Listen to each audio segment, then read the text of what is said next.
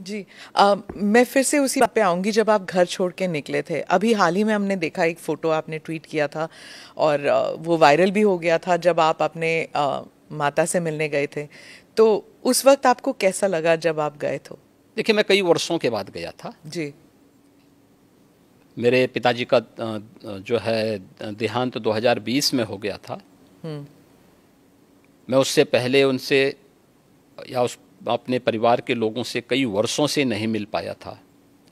संजोग से कोरोना कालखंड प्रारंभ हो चुका था, लॉकडाउन प्रारंभ हो चुका था, तो उनके अंतिम संस्कार कार्यक्रम में मैं भाग नहीं ले पाया था।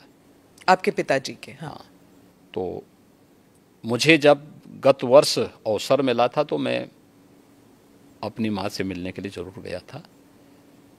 तो स्वाभाविक रूप से एक माँ और पुत्र के बीच में जो संवाद होने चाहिए वही संवाद वहाँ पे हुआ।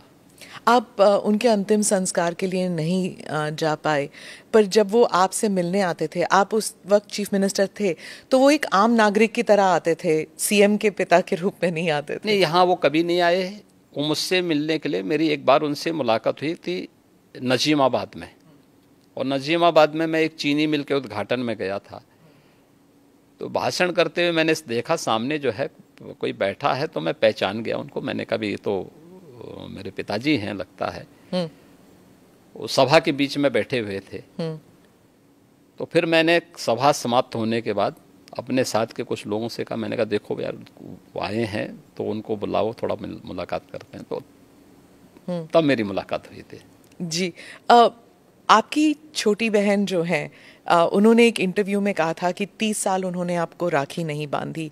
2022 में एक इंटरव्यू में उन्होंने कहा कि कई वर्ष पहले जब उन्हें पता लगा कि आप घर छोड़ के आप योगी बनने के लिए निकले हैं, तो उन्होंने कहा कि वो भिक्षा मांगने वाले संतों में आपको ढूंढ रही थी और मिले नहीं आप उन्हें। बहुत मुश्किल हुआ होगा ना उन्हें? देखिए, इस सब के जीवन में आता है, लेकिन मुझे लगता है कि इन चीज़ों को हमें जो है केवल अपने स्वयं के स्मरण के लिए रखना चाहिए, और स्वाभाविक रूप से सबके जीवन में आता है। कई वर्षों के बाद जो है इस चीज़ें चलती रहती हैं। मुझे लगता है यही जीवन है। मैं एक इंटरव्यू का एक्सर्प्ट पढ़ना चाहती हूँ सर, क्योंकि ये हिंदी अखबार में छपा था और हमारे कई दर्शक हैं जो इंडिया से बाहर रहते हैं, वो शायद उन्होंने पढ़ा नहीं होगा।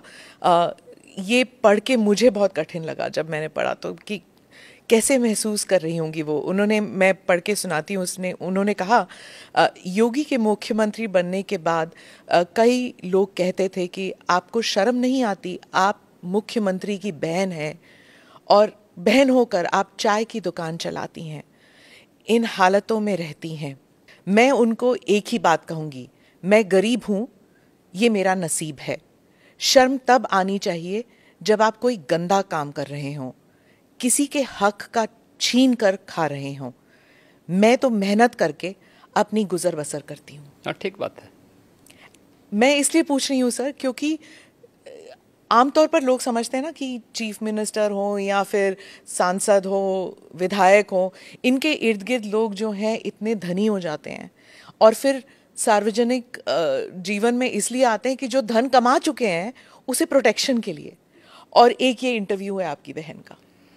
देखिए, व्यक्ति को कभी भी धन और वैभव संतुष्टि नहीं दे सकती है, और मुझे लगता है कि सबसे बड़ा योगी वह है जो स्वयं की मेहनत से संतुष्ट है, स्वयं के परिश्रम से संतुष्ट है।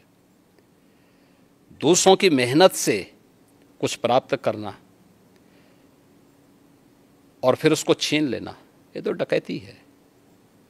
उसके अलग अलग रूप देख सकते हैं आप समाज में, और मुझे लगता है सबसे निंदनीय कर्म यही है।